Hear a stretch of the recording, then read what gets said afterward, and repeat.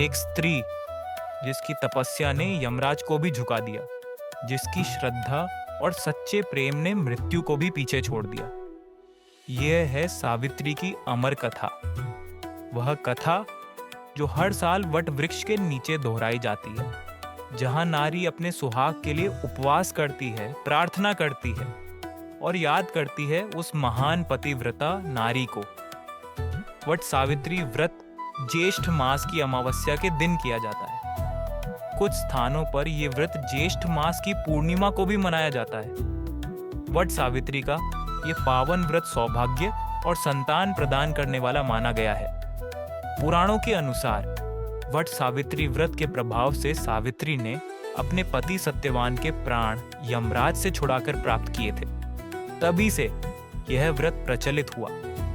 What वृक्ष दीर्घायु और अमृतत्व का प्रतीक है। इसकी जड़ में ब्रह्मा जी, तने में विष्णु जी तथा डालियों और पत्तों में भगवान शिव का वास होता है। इसलिए स्त्रियां वट वृक्ष की पूजा कर अपने सुहाग की दीर्घायु की कामना करती हैं और पूजा करते हुए वृक्ष की परिक्रमा करके उसके तने पर सूत का धागा लपेटती है।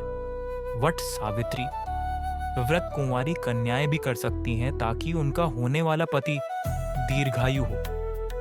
वट सावित्री व्रत की कथा महाभारत के वन पर्व में मिलती है। एक बार वन में युधिष्ठिर ने मार्कंडेय मुनि से पूछा, हे मुनिवर, क्या पृथ्वी पर कोई और स्त्री भी द्रौपदी की तरह पतिव्रता हुई है, जो राजकुल में जन्म लेकर भी पति धर्म निभाने के लिए वन में भटक रही हो? तब मार्कंडेय मुनि बोले, हे पांडुपुत्र, द्रौपदी से पहले सावित्री नाम की एक कन्या थी, जो उससे भी कठिन पतिव्रत धर्म का पालन कर चुकी है। फिर मुनि ने सावित्री की कथा सुनाई। प्राचीन काल में मध्य देश में एक सत्यवादी और पराक्रमी राजा अश्वपति राज्य करते थे। उनके कोई संतान नहीं थी।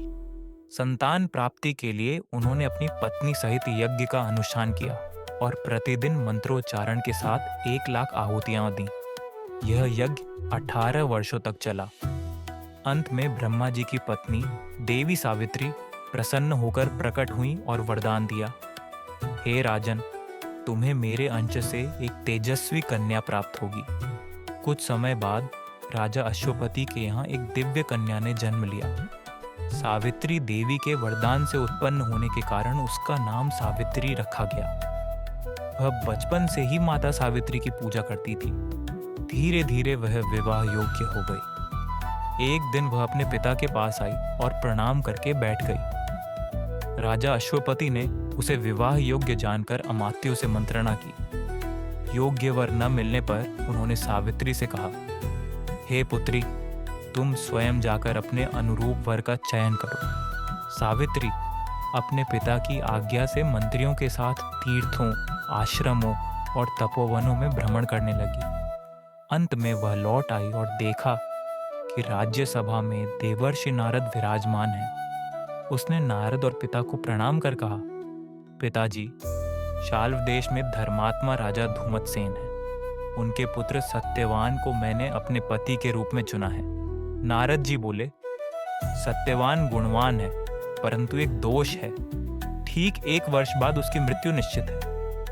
राजा चिंतित हो उठे और सावित्री से किसी अन्य वर को चुनने को कहा, पर सावित्री दृढ़ता से बोली, राजा की आज्ञा, पंडितों का वचन और कन्या का स्वयंवर, ये सब एक बार होते हैं। मैंने सत्यवान को पति रूप में स्वीकार कर लिया है, अब दूसरा पति नहीं चुन सकती। नारद जी ने राजा से कहा, यदि यही इसकी इच्छा है तो शीघ्र विवाह कर देना चाहिए। इसके बाद शुभ मुहूर्त में सावित्री और सत्यवान का विवाह संपन्न हुआ। सावित्री अत्यंत प्रसन्न थी, परंतु नारद मुनि की बात उसके मन में थी। जब 1 वर्ष पूरा होने को आया तो सावित्री ने ज्येष्ठ कृष्ण द्वादशी से 3 दिन का उपवास किया और चौथे दिन सत्यवान के साथ वन चली गई। सत्यवान लकड़ी काटने पेड़ पर चढ़ा और तभी उसे सिर दर्द होने लगा। उसने सावित्री की गोद में सिर रखकर विश्राम किया। उसी समय यमराज प्रकट हुए।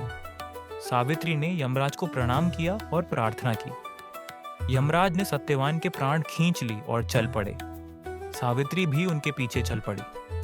यमराज ने कई बार उसे लौटने को कहा, पर वह अपने धर्मयुक्त वचनों से उन्हें प्रसन्न करती रही। तब यमराज ने उसे 3 वरदान देने का वचन दिया।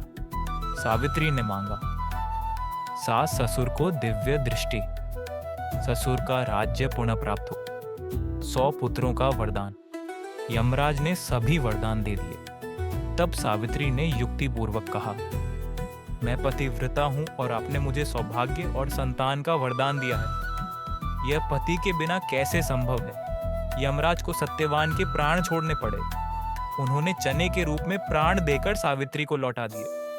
सावित्री ने वह चना सत्यवान के मुंह में रखा और वह जीवित हो गया। इस प्रकार वट सावित्री व्रत के दिन चने का विशेष महत्व है। दोनों घर लौटे तो देखा सास ससुर को दृष्टि मिल गई थी और राज्य भी वापस मिल चुका था। वे चिरकाल तक राज्य सुख भोगते रहे। बोलो विष्णु भगवान की जय, शिव शंकर भगवान की जय, धर्मराज की जय।